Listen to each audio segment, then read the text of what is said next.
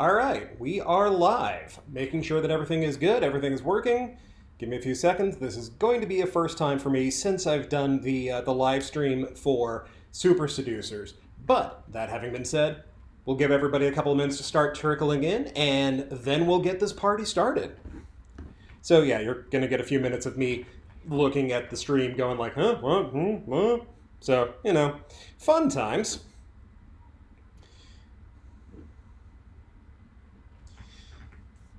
All right, giving folks a few more minutes while I do all of the fun stuff.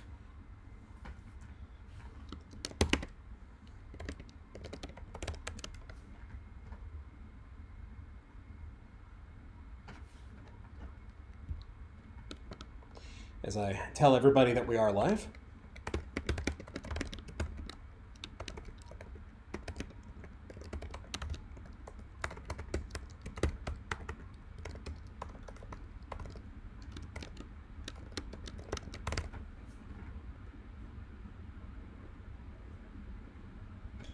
All right, we have got people ticking in. Everybody say hi in the chat as you join. It will be nice to see who's coming, who's talking, who is here. Looking forward to talking to each and every one of you.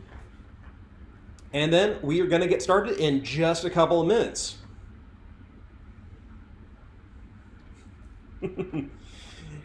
Oh, yeah, no. Sawbones Quad, yes, this is one of my favorites. I love the hell out of it, which is why it's falling apart on me.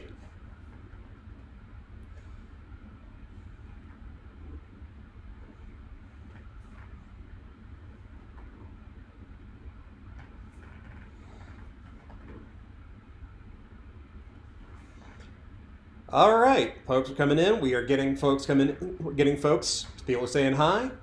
Great seeing everybody. We are gonna go ahead and get this party started, so we don't have 5 minutes of me going, hi everybody. Anyway, as I was saying, everybody say hi. You're coming in, and let's get this show on the road. So. Hey everyone, Harris O'Malley from DrNerdLove.com, and this live stream is being brought to you by my generous patrons at patreon.com/DrNerdLove. And I wanted to thank each and every one of you for joining me today for this live workshop. Now, if you've seen my previous workshops, and I really hope you have, because these are all going to build on each other, this is going to be a very similar format. I'll be talking for a little while, then I will take your questions from the chat, and then at the end, I'm going to mention some of the services I offer. I'm going to talk a little bit about my private coaching, going to talk a little bit about the books, and then, yeah, we're going to have a good time. And remember, all those services at the end, I realize it's marketing and I realize I'm pre-marketing in it, but they're going to be especially relevant after this workshop because this week we are talking about love, sex, and dating in the time of the coronavirus pandemic. And like I said, if you haven't seen the previous workshops, I strongly suggest that you do because, as I said, so much of what I teach builds on each other. And that's going to really be helpful in applying the lessons we teach here. And it's like I said in the previous workshops. Lots of folks are having very emotional responses to self-isolation and to social distancing. Some people are thriving, while others are having a really hard time adjusting to the way that their routines have been disrupted. And everybody, and I do mean everybody, are dealing with increased amounts of stress and anxiety, and especially grief. And many of those folks are self-medicating with food, exercise, alcohol, even drugs. And here's the interesting thing. Many people are incredibly horny. This shouldn't be surprising to anybody. Eros and Thanatos are intrinsically tied together. One of the most common reactions we have to tragedy and grief, and let's be clear, that's what we're experiencing right now, is to try to celebrate and reaffirm life, most notably through sex. And hands up in the chat, how many of you all are finding that you're having similar feelings? These mixed feelings of stress, sometimes worrying maybe you're not worrying enough, and how many of you are feeling just like you kind of want to just find a stranger and tear their clothes off with their teeth? Share your thoughts about this in the comments. I'm curious to see how many people are feeling this way too. It's a safe space. Everybody's watching. It's fine. Now, the thing that we can't discount right now is the fact that people are craving connection. We are all feeling separated from family, friends, coworkers, strangers, and that's weighing in on all of us. The need to connect is a deep and primal instinct, and the risk of death doesn't make it go away. And this is why, even now, even as we are facing down the greatest pandemic of our lifetimes, we still want to meet people. We still want to date and form relationships.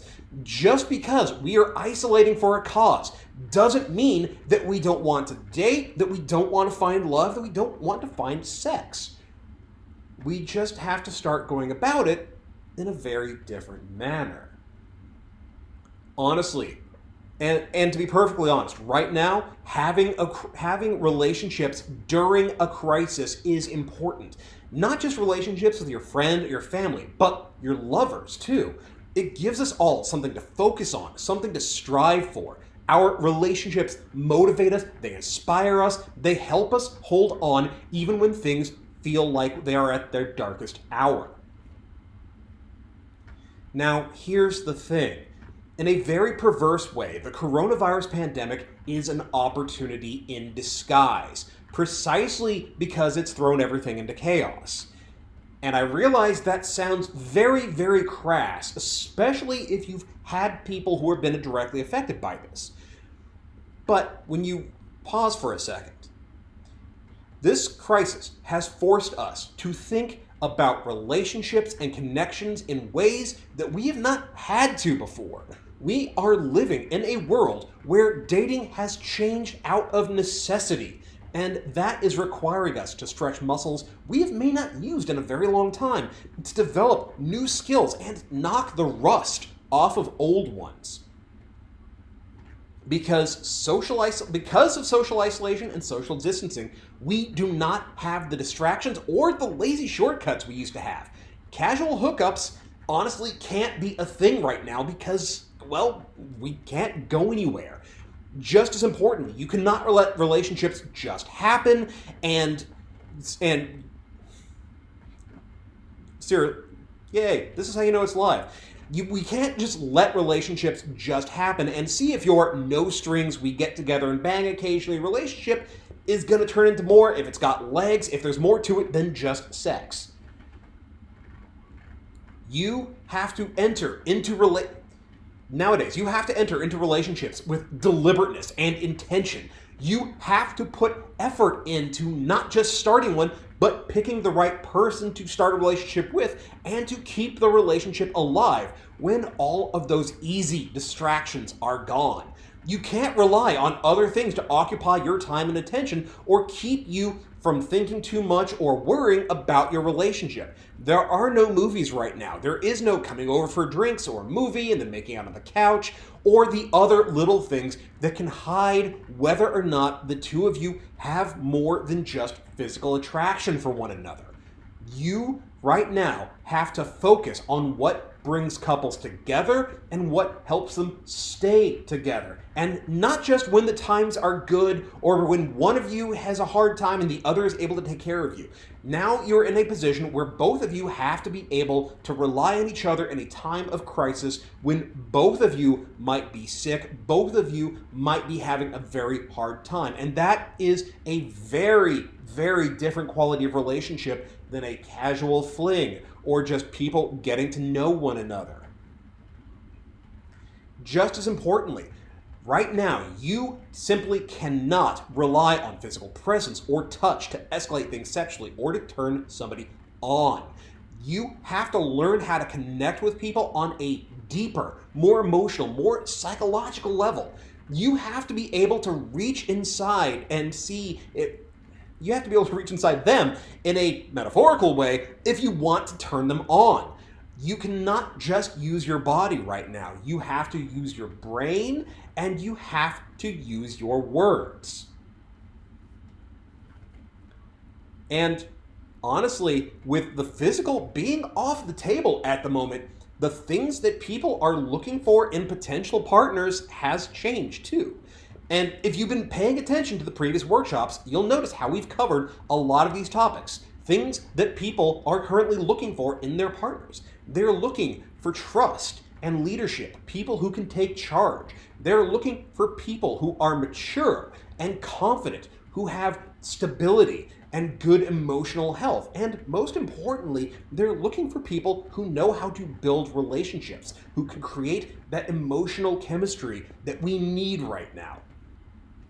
And just as importantly, they and you have to be willing to do the work to build and maintain a relationship. You cannot afford to be lazy, and your partners cannot afford to be lazy.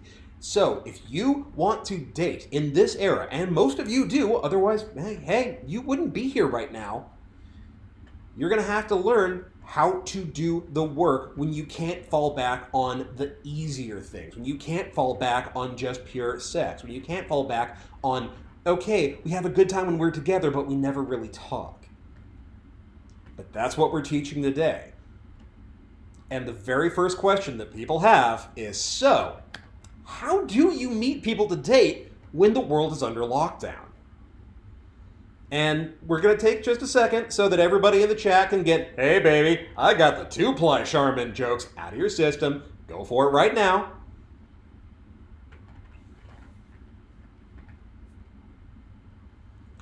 Boxy Blue in the chat. You are doing things right, and we are actually going to be talking a little bit about that later on. So, one of the things that people are having a hard time adjusting to is that no, you really can't meet in person the way that we used to. When the lockdown is lifted, yeah, sure, we can go back to it. But for right now, it simply is not safe to try to flirt with the person that you met while you're on your grocery run, or at Target, or while you're out having a walk. Right now, dating apps are going to be the key. And I know a lot of you have not had a lot of success with dating apps. You've been really frustrated by it. And that is understandable. We're going to talk a little bit about how to really dial in on those dating apps, make your profile everything that it can be. And despite what a lot of you are thinking right now, people are very active on dating apps, more so than you'd realize, because everybody is stir crazy. Everybody wants that connection.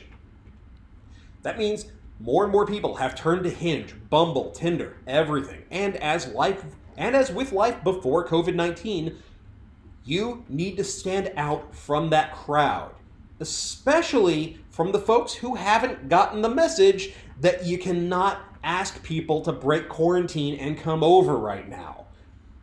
Yes, that's the thing. So many of my female friends have been talking about this. And in fact, I rather imagine a lot of you in the comments have had that, especially the women in the comments, have been having that very same experience. Hey baby, come on over. No, it's okay, I don't have symptoms. Yeah, bullshit.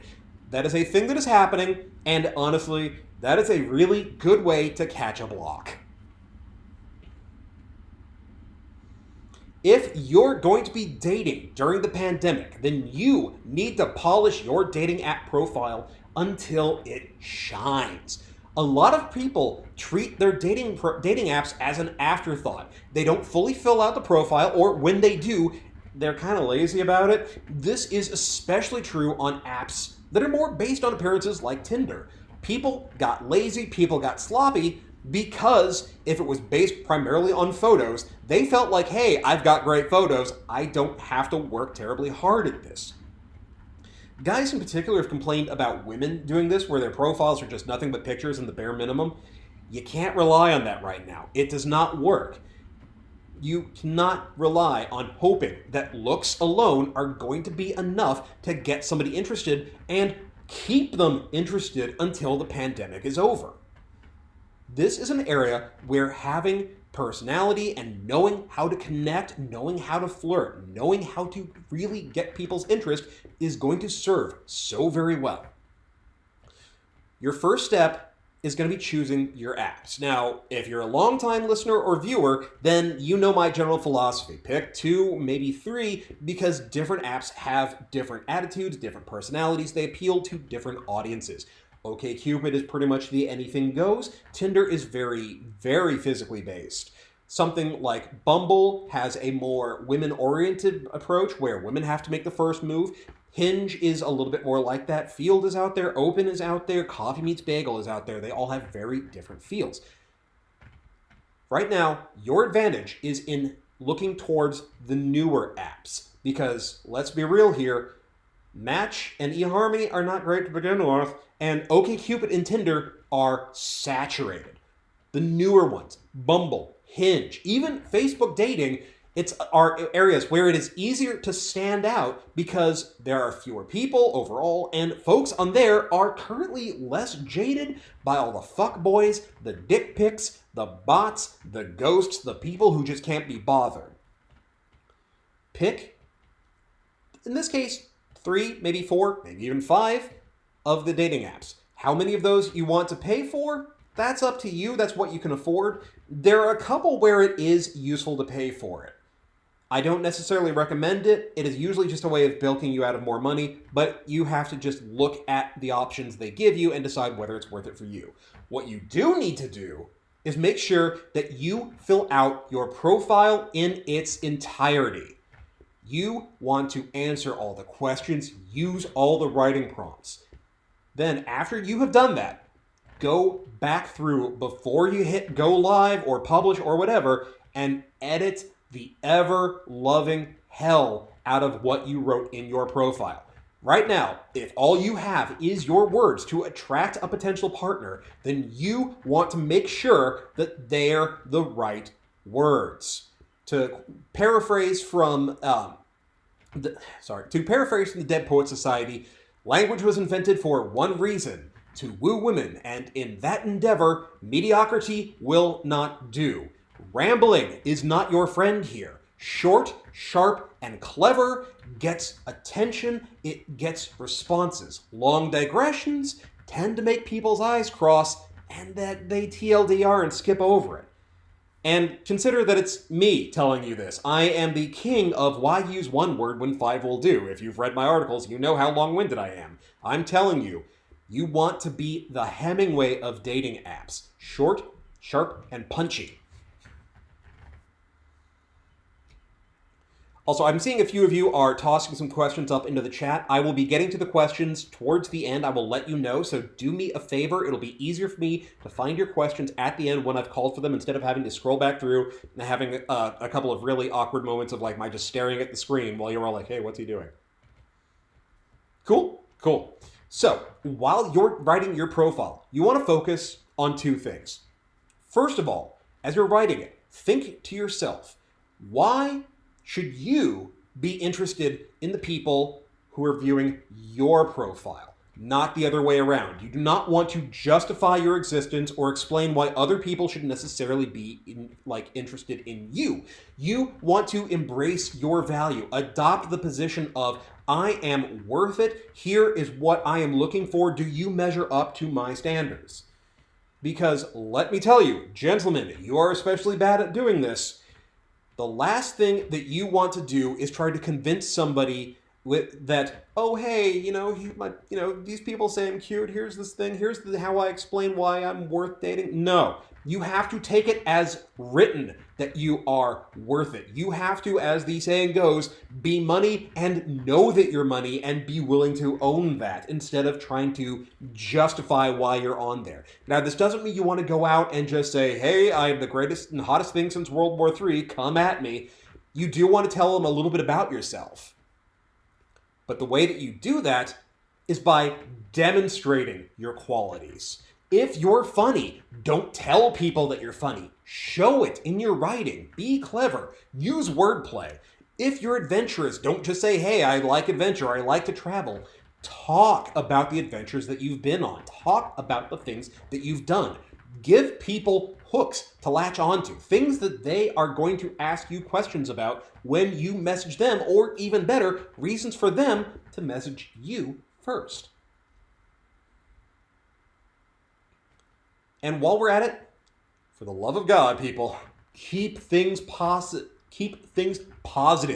You know what makes people swipe to the left? Folks who complain, folks who whine about not getting messages, or how shallow other people are, or why they're being ignored. The answer for that is in your own profile, buddy. Negativity is an energy suck. And right now, nobody, and I mean nobody, wants to deal with Johnny Negative. Positivity is the name of the game here. You want to show that you are the light in the dark hours. Because what am I always talking about? I talk about the reward theory of attraction. We will get into it. But people are going to be attracted to you by how you make them feel. Now, as you're putting your profile together, you want to have 5 good recent pictures. As recent as humanly possible. You want people to have a very accurate idea of what you look like right now. And you want them to be a mix of candids and more polished photos. So that means you want more than just 5 selfies, people. And I know there are people out there who get by with just nothing but mirror selfies. That's great. That works for them. It's a lot like winning the lottery. Someone's going to do it. Probably not going to be you. People get away with making the wrong moves, usually despite themselves, not because of it. So, 5 different pictures. And that means 5 different outfits and 5 different backgrounds. You don't want to have just one person with I can say this better. You don't want to have just 5 photos of you making the exact same face in the same room, in the same hair, in the same clothes. Now, if this means taking all of those photos in different rooms of your house, then hey, you know what? Go for it. But don't forget, you can take photos while you're out and about too, especially if you're out going for walks because, hey, we're all getting cooped up and we all got to be able to get some exercise somehow. Now, ideally, when you're taking these photos, the best results are going to come from using a DSLR or a camera with changeable lenses like a Micro Four Thirds. Now, not everybody has one of those. So if you're going to be taking photos with your phone, for the more polished ones, be sure to use the portrait setting on your phone. Phone cameras have gotten really good, but they're getting better all the time. And right now, portrait mode means that you have the ability to add some depth of field effects. And having that shallow depth of field really adds to the image. It makes you pop out. It makes your photos look better. It makes them look more professional. And more importantly, it makes them look that much more appealing. Now, if you have a roommate, see if they can help. If you've got a roommate, have them help you out by taking some of those photos. If you don't, consider investing in a tripod and a remote trigger. If you've got an Apple phone, one of the old iPhones, one of the new iPhones, and you have an Apple Watch, you have a remote trigger that you wear on your wrist. It is a great thing. If you have an Android watches will do the same thing. Otherwise, you can get Bluetooth triggers that will help as well. Now, after you've set up your profile, after you have hit publish, when you are ready to get out there and start looking around, you want to be careful when you are looking for potential matches. Don't just look for people who turn you on. Look for commonalities, because right now, you need more than just physical attraction. You need that connection. You need to know that the two of you work together. So look for the things you have in common. What do you two share? What do you have that unites the two of you? The more of these commonalities you have, the better of a connection that you can build. And now, ideally, looking through their profiles, you want at least 3 commonalities, and they should be strong connections, not shallow ones. Think less about liking the same shows and same books, although that can be important, and focus more on value, backgrounds, dreams, experiences, goals. These are the things that are going to make it much easier for the two of you to relate to each other far more than just the fact that both of you have been binging Babylon 5 or Battlestar Galactica or Tiger King. Incidentally, I haven't seen Tiger King yet. I know too much of it just based on pure memes. I'm going to get to it eventually. So yes, all that bitch Carol Baskin jokes. Anyway, getting back to it. One benefit to this pandemic is that you and anybody you're going to match with on any of the dating apps have an instant and obvious thing in common. And that makes it incredibly easy to start conversations. And yes, some folks do go for the funny COVID-19 pickup lines. These can work because there are a lot of people out there who appreciate the cheesy humor of it, especially if you can sell it. And here's a free gift for you. Here is your best, worst coronavirus pickup line that you can try tonight. And I want you to try it and then come back and email me at doc@docnerdlove.com. Let me know how that goes. If you're seeing this in the replay, share how your results were in the comments. Here it is. I just had to let you know. I looked at your profile and you simply take my breath away. Or maybe that's the virus. I'm just telling you, deliver that correctly, and the only thing you have to worry about catching are feels.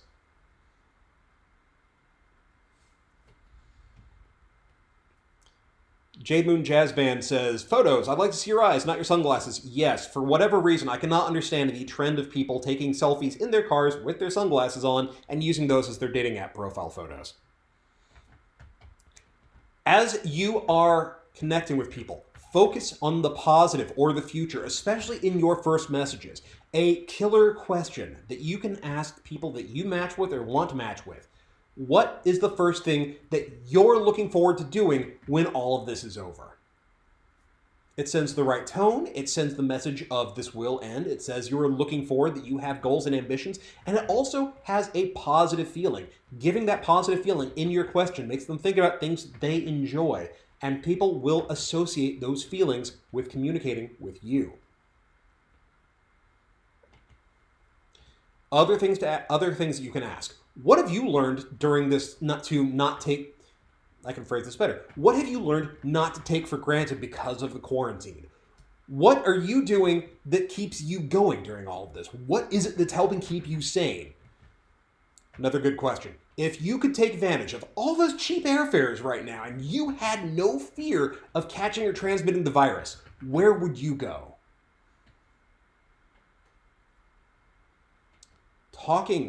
When you make that connection, talk about travel. Talk about their interests, your interests, and your hobbies. These are fun conversational topics that can get you talking for hours. Focus on the things that people enjoy talking about, the things that they love, the things that make them happy, and they will want to keep communicating with you because it's fun. You are building that communication with humor, with laughter, with good conversation. If you remember some of the things that I talked about in the previous episodes, in the previous workshops, if you can make someone laugh right now, that is going to be huge because laughter and good conversation help generate oxytocin. Oxytocin is what's known as the love hormone. It is the hormone that encourages social bonding, it encourages romance and sexual arousal. Now, as you're communicating with people, as you're really starting to connect, as you're starting to feel like you two have got a good vibe going, you're going to want to move from the app to texting, and then from texting to FaceTime and to Skype. And texting does not necessarily mean giving them your number or you're getting their number. It could also mean connecting on Facebook, Instagram, Snapchat, WhatsApp, Kik. The thing is, you want to take it off the app. Video chat, especially FaceTime, Skype, Google Hangouts, probably not Zoom. Zoom is not as secure as we would like it right now, and it's definitely not encrypted. Video chat is going to be more impactful than texting or even calling someone on the phone. We are all built for face-to-face communication. And even the most introverted among us are finding how much they're missing seeing people, even over video. Having that face-to-face communication, even if it is over Skype, even if it is over a Zoom meeting, it's a huge, huge balm to that sense of isolation. Now, how do you get off the apps? Start by having a reason to move off of there. And then having that reason means that you can say, hey, you know what? Let's take it to text. Let's take it to WhatsApp. One of the easiest ways to do that. You know what? I really found this YouTube video. It's hilarious. I think you would really dig it. But Bumble, Tinder, whatever, really doesn't like links. So, you know what? Here's my Kik. Here's my WhatsApp handle. I would love to connect with you on there. Once you have connected onto text, whether it is on your phone, whether it is on an app, take time, build that connection and trust via text before moving to Skype or FaceTime. This is going to vary from person to person. Some people will be ready to Skype right away. Some people are going to need some time. But the truth is that right now, seeing somebody face to face, even over a video chat, feels very intimate in a way that texting doesn't. And so some people are not necessarily going to be ready for that. So take your time, build that trust, learn to flirt. And that's going to be important. You are going to need to be good at texting and flirting via text.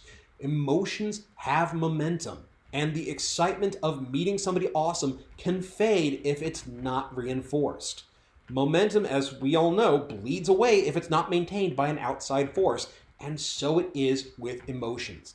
If there is nothing propelling that desire or that interest in you, that interest fades away. And now normally in a pre-pandemic world, that is why I would say you want to set up a pre-date date, a 15-minute get-together for coffee so you can see whether or not you two have chemistry in person. There are a lot of ways of doing that. We cannot do that right now. So instead, all we have are our words and our ways of making each other laugh. Which is why sending jokes, memes, cute or awesome pictures, and videos is going to be an important way of keeping momentum going. Humor especially builds attraction.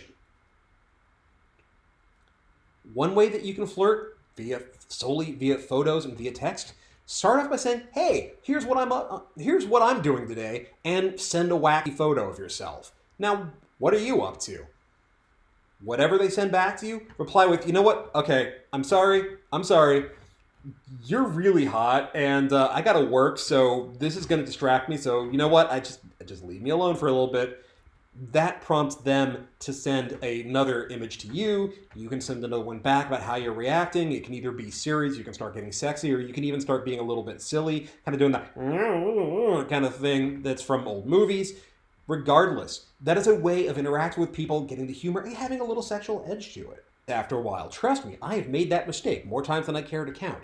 What you need to do is contextualize it and help them relate to it. Why did this meme make you think of them? Why did you think that this picture was something that they would appreciate? Send that message with the picture or the video or the meme.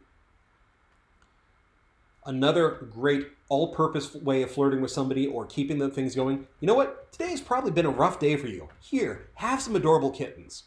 Here, have this clip from this movie that is so inspiring. One of the things that one of my friends just sent to our group chat was the live reaction of theaters from the moment that Captain America picks up the hammer in Endgame. And so many of us were like, you know what? This is exactly what I needed right now. Which of course meant that then I had to escalate by sharing the clip of that scene cut to the touch from Transformers. Because the nerd in my name doesn't stand for France. So, here's the rough part when it comes to having met people, having formed that connection, having really gotten in touch with them, and knowing that the two of you really got to click. You love talking to each other. You're going to want to plan dates that are strictly virtual. Sorry, you can't meet up in person right now. Even for walks where you try to stick to 6 feet apart, that is just not on the table. First of all, even if, let's say you do meet up for going for a walk, first of all, unless you have your own car and they have their own car, and not everybody does, especially in the bigger cities, then you have to take public transport. You run the risk of contracting or coming in contact with the virus then. Second, it's hard to keep that distance, especially when you're hanging out with someone you like. We have not been doing this for so long that maintaining 6-foot distances has become instinctual. The odds that you're going to close the distance and risk infecting each other is too high. And third, the risk that you're an asymptomatic carrier is too damn high. Even if you feel fine, even if you have been perfectly isolated from the day that the shelter-in-place order came down, unfortunately, it's currently really irresponsible to act as if you aren't infected. We all have to assume that we've all come in contact with it and that we're all potential carriers. So, unfortunately, no, there are no in-person dates that you can safely go on right now. Except in one possible case. There is a way that you might be able to get together in person, and we will discuss that at the end. So, if you're curious about that, hang tight till the end. But for now, virtual dates. And we've talked about some ideas that you can do with your friends on the previous workshop. You can do that here too. You're going to want to find ways to spend time together through the use of apps and the internet. You can use Skype or Google Hangout or FaceTime to have the person-to-person conversation while you're using the other apps to entertain yourself. Get creative. Now is the time to start thinking outside the box. What sort of dates would you be going on normally that you can create via apps? Playing board games together via things like Tabletopia is a great start. Other options. Use the virtual tours of parks and museums. There is a whole bunch out there. You can see the Guggenheim or the Musée d'Orsay or l'Orangerie together even while you're both at home.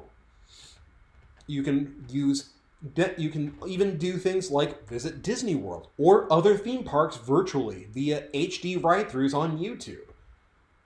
And yet, somehow, even though we're all under quarantine, the line for Peter Pan is still over an hour long. Seriously, who the hell likes that ride that much that they're willing to wait in line for that long? You also can do things like use browser extensions like Netflix Party to have movie dates together.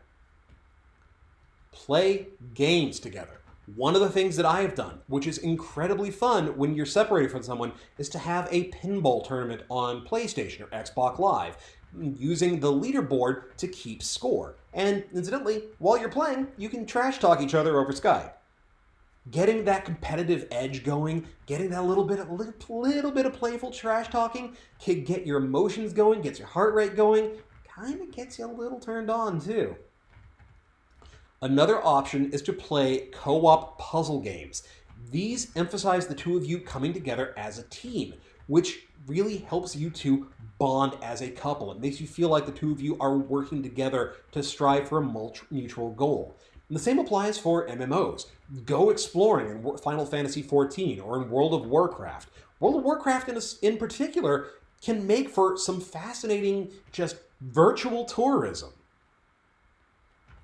Another option, especially if you know how to stream, one of you can stream the game while the other watches, your own personal Let's Play. One of the things that I did with a relationship I had was when LA Noire came out, I would play the game and my girlfriend would watch it like it was a movie. And that was a surprisingly rewarding way for the two of us to get together and just have some hangout time. Another potential date idea, take virtual lessons together.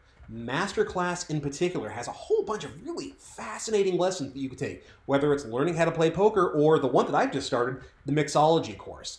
Incidentally, no, I'm not getting paid for any of this. This is not SpawnCon. I just really like the fact that they have a mixology course that I can learn.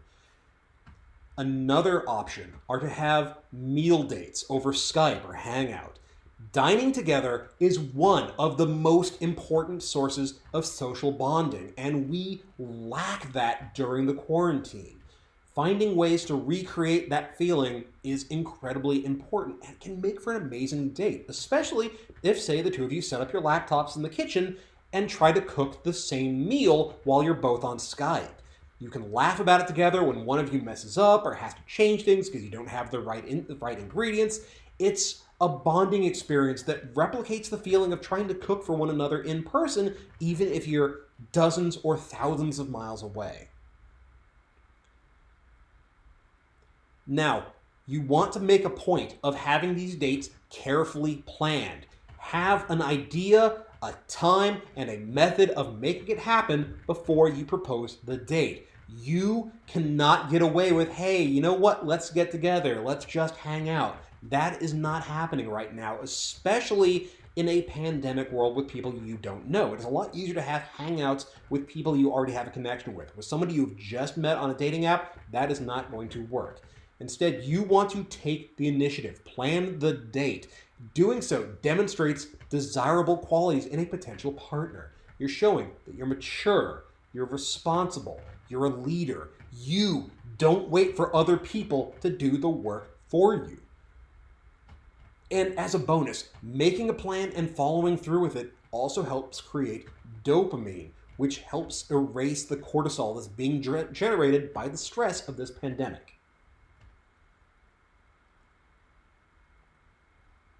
And now, let's talk about what pretty much all of you have been asking about.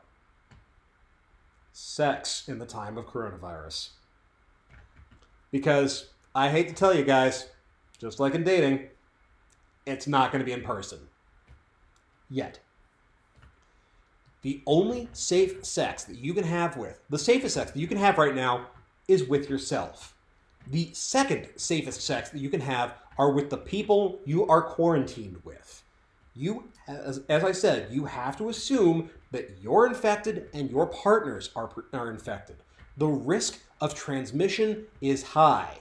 COVID-19 is found in saliva and also in fecal matter, which means oral sex, rimming, those things are off the table, unless you're using dental dams, and let's be real, nobody in the history of man has ever actually used a dental dam. So the sex that you two will be having is with yourselves, with an assist. Right now, you two are going to have to use your words and your imagination to build on your connection in order to turn each other on and to make it hot. Phone sex and sexting are going to be key. They are going to be the vital connection to your sex life with your partner, whether it is someone you've met from a dating app or whether somebody you're in a relationship with that you are now forced to be long distance with. And I know a lot of you are not necessarily used to phone sex or sexting. You're not sure what to say. You feel like it might be a little bit awkward. Here are some prompts for you. Start with what turns you on about them. What is it about them that you find so desirable? Tell them that. When they tell you or when you tell them, share. How are you feeling? What are they doing that arouses you? What could they do that's going to arouse you? Take turns describing what you two would like to do to one another. And when they've shared what they would like, how does what they're saying make you feel? What is your body doing as you hear them describing things? Now, as you are doing all of this, take it slow. Don't just leap to describing having sex with them. You want to, as with sex in the real world, as with sex in person, you want to let it build. You want foreplay. You want to let the excitement grow. You want to let the arousal build. Don't try to leap to the end just because you're turned on and they're turned on. Tease them a little. Make them work for it. Let them shiver with anticipation.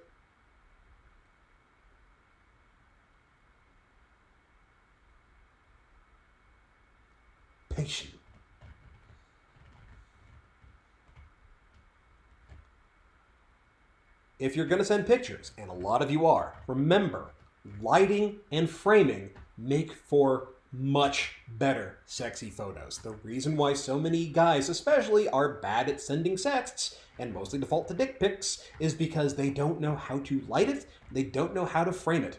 Nobody likes disembodied penises. People who are attracted to you want to see the whole thing. They want to see your junk in context with the rest of you. Speaking of which, don't just leap to showing off your genitals, your breasts, your ass, whatever. Both of you should be taking this slow as well, like a sexy striptease. Alternate sending pictures back and forth, and as each of you send one, the next one escalates just a little bit. Unbutton the shirt a little bit more. Pull it up just a little bit higher. Show the abs, show the underboob, show the things that kind of tease them. Tell a story with the pictures that you're sending them, as it were. The buildup, the teasing, all of that makes it so much hotter. Thing you do want to try to do is avoid showing your face, avoid showing any identifying birthmarks, identifying things that can make it easier for people to find you. That includes tattoos, moles, what have you. Yes, you should be trusting your partner before you sext with them, but honestly, right now, you can't be too careful. Even if the person you are sexting with, you are currently dating, is completely trustworthy, we all know the ways that photos can leak out into the wild, even though we didn't intend for them to do. Remember what happened with all the celebrities during the fappening. Pictures and videos can leak without anybody intending it.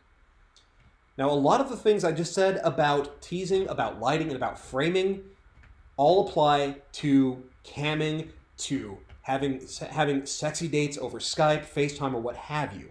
Lighting is important, but so is foreplay. Build up to it. Build the mood. Don't just leap to masturbating together. And if one of you isn't comfortable with phone sex, or one of you isn't comfortable with camming or sexting, split the difference. Half of what the two of you can do together is going to be what turns on them.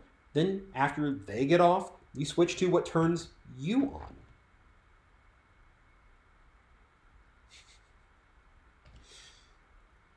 Ptolemy says, be the partner Lucifer Morningstar knows you can be. The devil does not provide the best night of one's life without foreplay. Yes, exactly. Speaking of foreplay, and speaking of other avenues for sin or play, find other avenues for play as well.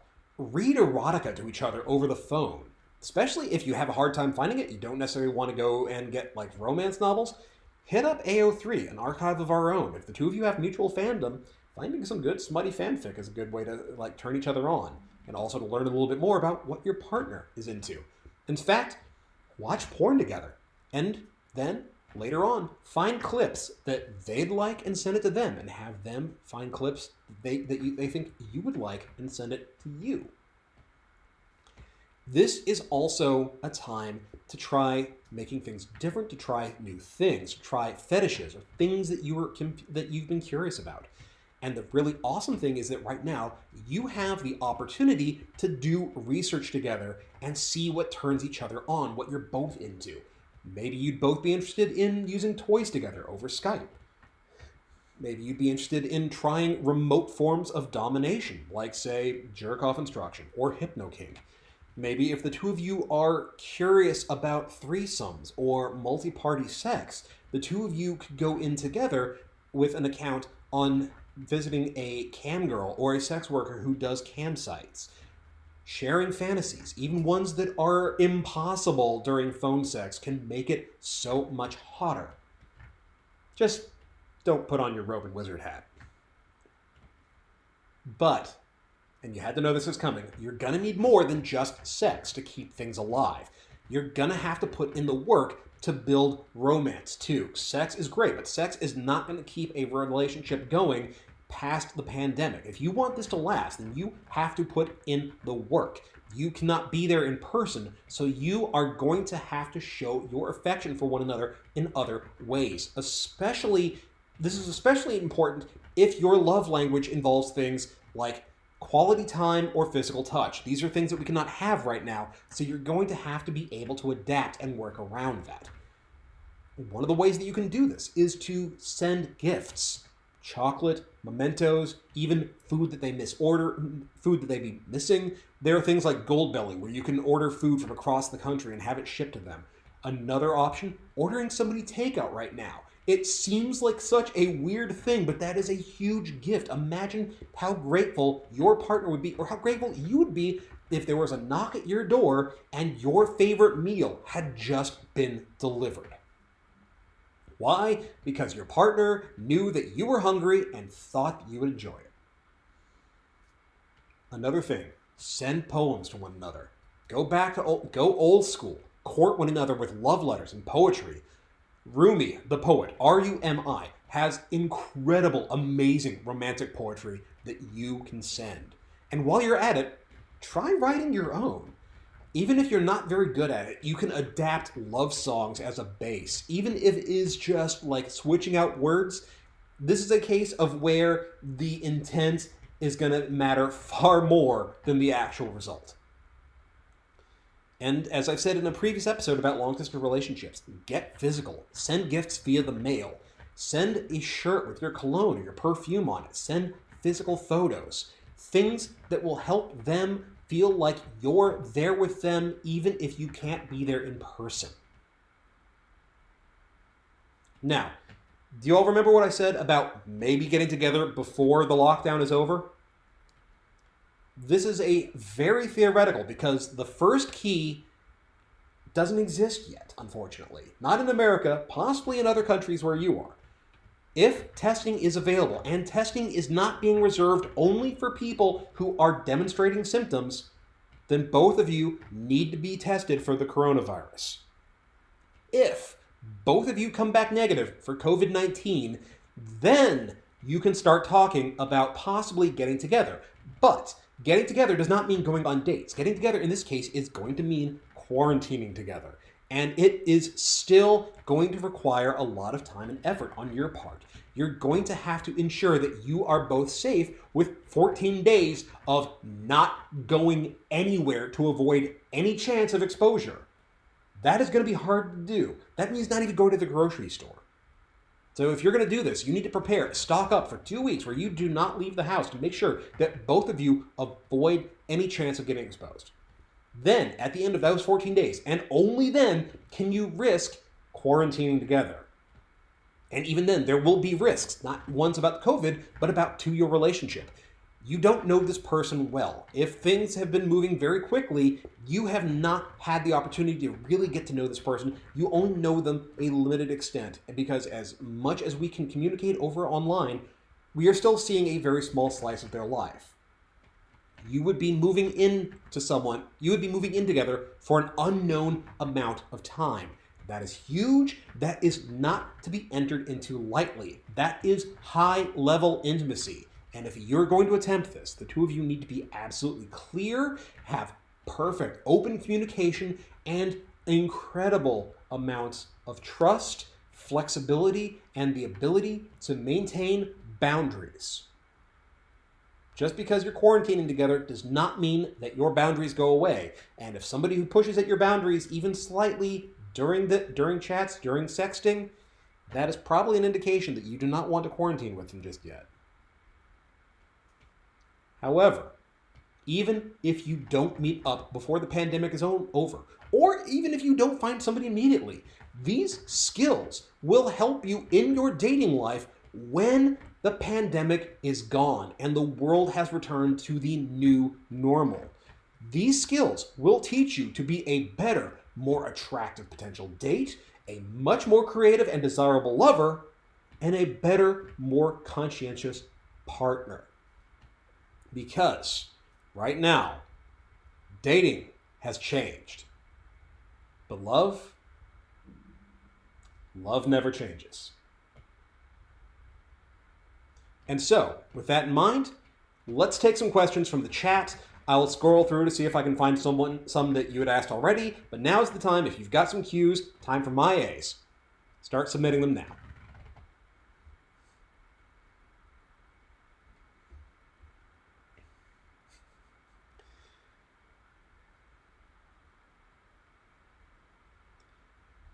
All right, Ptolemy, doctor, what do you recommend for doing something that will misattribute arousal for a date? Any suggestions for that? Yes. Misattribution of arousal means that when you feel something, we assume that the feelings are caused by the person or the company that we are with, not with the people that we are, and not with the thing that we are doing. So in this case, one of the things that could really help get misattribution of arousal is to play scary games together. If you've ever seen how, say, PewDiePie reacts when it comes to playing shocking or scary games, that sort of thing is going to create the same feelings as arousal. That intense heart rate, the increased respiration, the way your palms get sweaty. You feel that, but then you look around and go wait, no, this is actually not scary. This is just a movie. Why am I feeling this? Oh, I'm turned on. You're turned on by the person that you're with. Knight676 asks, what board game thing are you talking about? It's an app or a game on Steam, I want to say, called Tabletopia, which lets you play hundreds of different classic and new board games over the internet.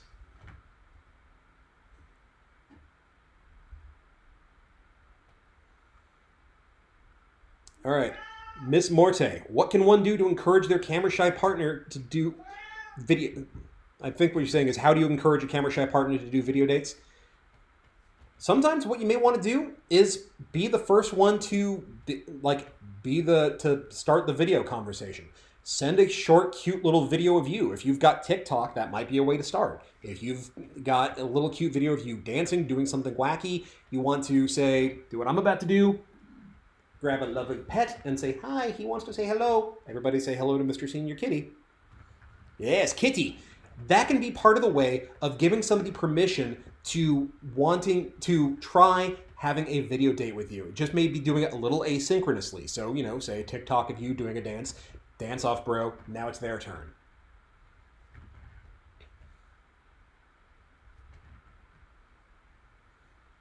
All right, more questions.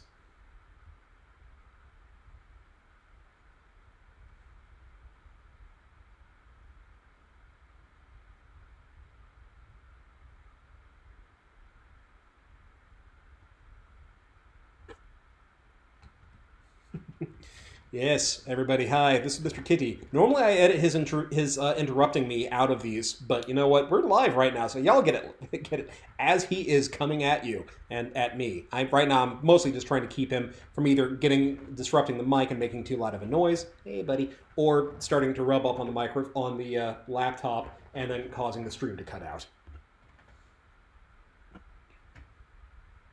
Yeah, settle down, buddy.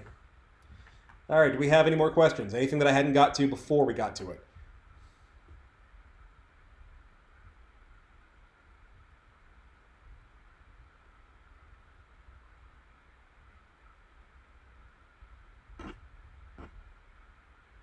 Is there any dating site you recommend or avoid during the pandemic? Right now, no. Honestly, the only ones that I would recommend avoiding are eHarmony and Match, and that's mostly just because I don't like those. I'm also not crazy about Plenty of Fish, but all of that is strictly personal. The best dating apps are the ones that work for you. Some people really love Tinder. Some people absolutely hate Tinder. If Tinder stresses you out, then don't use Tinder. Use Hinge instead. Hell, for some people, World of Warcraft is the best dating app because I have known many, many people who have started relationships with their guildies because they had great experiences together. They started chatting, they took it off of guild chat, or they took it to their personal Facebooks, and you know what? They got into relationships. In fact, some very good friends of mine who I don't know if they're in the chat right now or if they're going to catch this later, met because of the Warren Ellis Forum back in 2001, where it was strictly just everybody chatting into a message board. Lots and lots of relationships came out of there. So as I said, the best dating apps are the ones that work best for you. Personally, I kind of like the way that Hinge is set up. But that's just my opinion. Matt Horman, your cat is adorable. Yes. Yes, indeed he is. Mate Jonas, I hope I pronounced your name correctly. I want to ask about your books. Can you recommend an order to read them? So if you want to know what order to read them in whatever order works best for you. It depends on exactly what it is you're trying to achieve. New Game Plus is the all-purpose guide. This is the A to Z guide that covers literally everything, that assumes that you've never dated before, you've only dated briefly. On the other hand, Simplified Dating is more of the troubleshooter's guide. It assumes that you've been going on dates but have not been having a lot of success or a lot of dates to nowhere. So these are the things that you probably need to focus on. When It Clicks is all about online dating. That one's going to need some updating because it's the nature of the beast. Online dating evolves very quickly, and books on online dating tend to age out very quickly. So that one is probably going to be downgraded a little bit until I get a new one out. I got her number. Now What is all about texting. So if you are having issues about texting, flirting via text, via social media, that is the one to check out. And then there is It's Dangerous to Go Alone, which is relationship for like the relationship guide for people who are currently dating or about to start dating and want to troubleshoot their relationships before trouble can even happen. What are my thoughts on HUD? I'm assuming that you mean heads-up display because otherwise I have absolutely no idea what that is.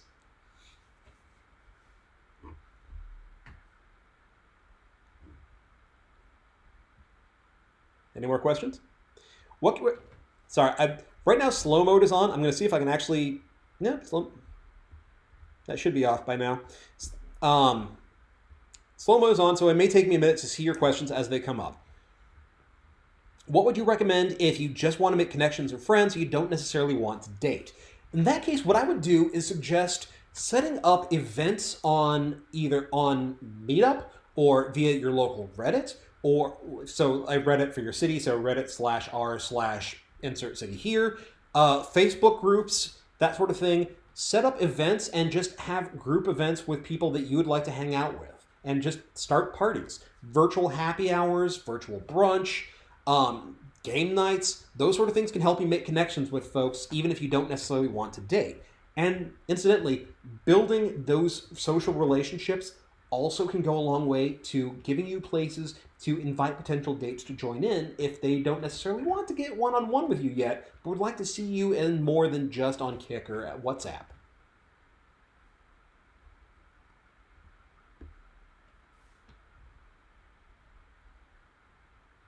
Seriously, Sir Lawson with a great what's HUD? Like, I'm curious now. All right, we're giving it a few more minutes to let questions kind of come in.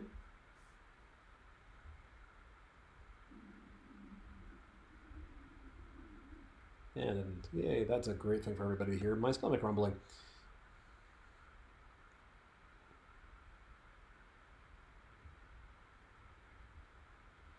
Going through to catch any old ones that we missed. Yeah, like I was saying before, Boxy Blue using Animal Crossing and watching movies on Parsec and voice video chat to get together, those are great dating ideas. In fact, one of the things I've suggested people try doing is Stardew Valley, because Stardew Valley lets you do multiplayer, and there is a multitude of activities that you can do together. And there's a surprising amount of intimacy to be had when the two of you are just fishing side by side, even if that's all that the two of you are doing, even if it's just in a video game. Do you have any recommendations on dating in your second language? If you can speak another language well enough to be understood by your potential partner, then you are doing far better than me. I speak 3 languages: English, Bad English, and worse Spanish. So you are definitely a step up on the game.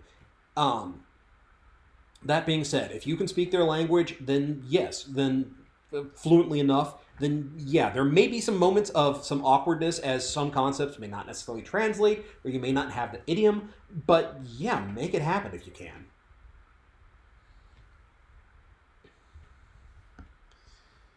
Anything else? Anything on autism dating? I've covered a lot of the social skills that come with dating, all in my articles, in my books, on my videos. I strongly recommend you go through and really kind of get brushed up on those. Those are things you can learn and teach yourself.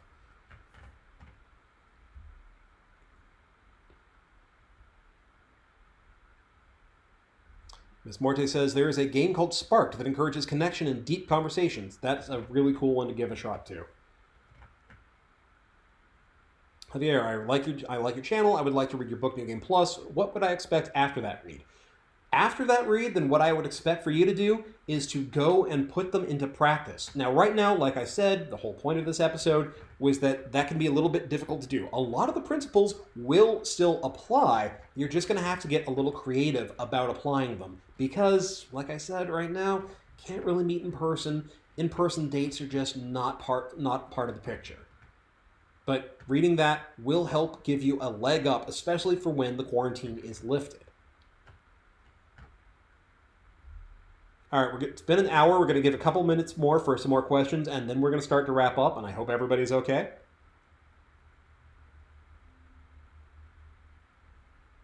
It's a great video as I'm looking at the chats and going like, hey, who's in this?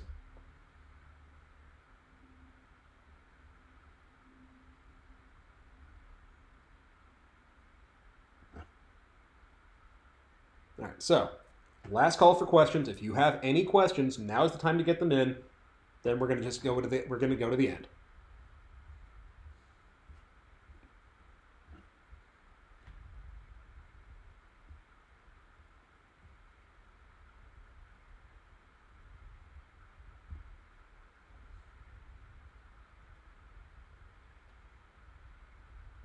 All right, any more questions at all?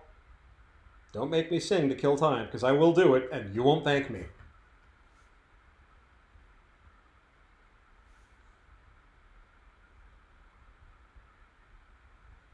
All right, perfect. I love it when I teach so well that nobody has any more questions. If you do have questions that we did not get to, I will do an AMA stream next week. Same time, same channel. I will announce it everywhere. This will be a time to get in all sorts of questions, whether it is where I got my shirts, dating advice, more about my cat. We can talk about a whole bunch of different things. In the meantime, no, I'm not going to sing. Wesley Novak, what is a good way to end it if someone you are chatting with has been pushing boundaries or behaving poorly? That, Wesley, is a great question. If someone is starting to push at boundaries, the question is whether they're doing so with intent and whether or not they're going to realize what they're doing if you call them out on it. If someone is pushing at your boundaries, then the key is to remember, no is a complete sentence. You do not need to do anything you do not want to do. You can say, I am not comfortable with that. I told you I'm not interested in that. I would rather not do this. However you want to say it, all you have to do is let them know that that is a thing that you are not comfortable with, a thing that you do not like. If they are a good person, they will recognize, or a conscientious person, or a person who actually cares, they will realize that, oh, hey, you know what? I was pushing things too far, didn't realize, I'm so very sorry. They'll back off. They'll respect your boundaries. If they do not respect your boundaries, that is a sign to cut things off. And all you need to do is say, you know what? I don't feel good about this. I don't feel like we're a good match. Thank you so much for your time. And then just end it. And if necessary, block them.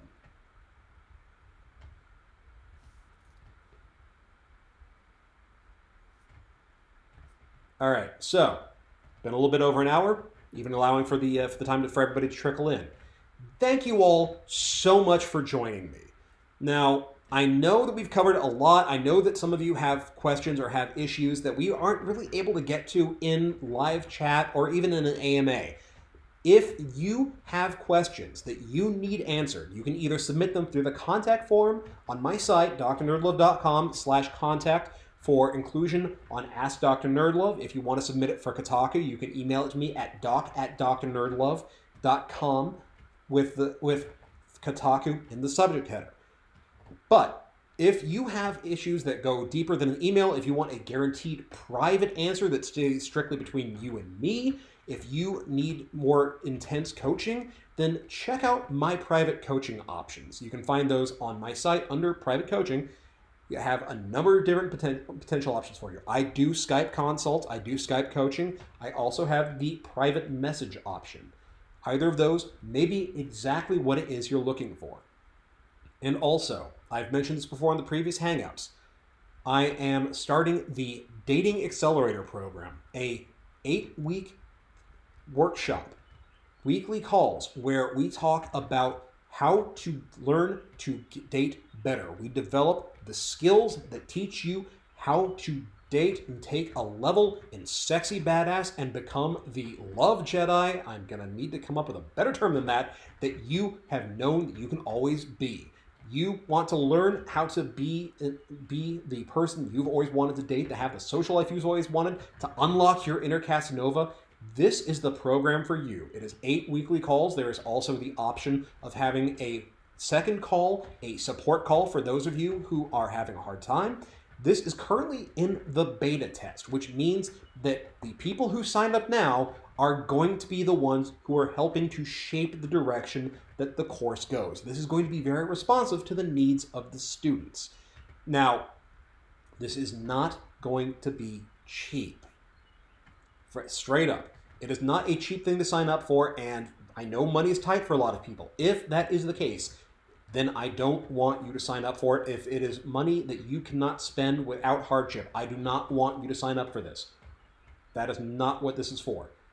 But if this is a thing that you can invest in, then this is time to make it happen. Because when the pandemic is lifted, when the quarantine comes down, people are going to be going out. It is going to be like when the boys came home after World War II. It is going to be crazy, and you will be in a position to take full advantage of that and find the people who you are perfect for and who are perfect for you. If that is a thing that you're interested in, join the NerdLove Academy Facebook group at facebook.com/Dr. NerdLove. Sorry, facebook.com/groups/Dr. NerdLove. Read the pinned tweet. That will take you to the sign-up sheet. All that having been said, thank you all so much for joining me. I appreciate each and every one of you. I cannot thank you enough for being here. This is fun. I love doing these. Because so many of you come to show up for these, I'm going to do these more often. Thank you all so very much. In the meantime, I want you all to stay healthy, stay safe, stay strong. And in the meantime, you can follow me on Twitter at Dr. NerdLove. Join the NerdLove Academy at facebook.com/groups/Dr. NerdLove. And as always, hit that logo to subscribe, check out my other videos, and I will be here with you next time with more about love, sex, and dating. Thanks for tuning in.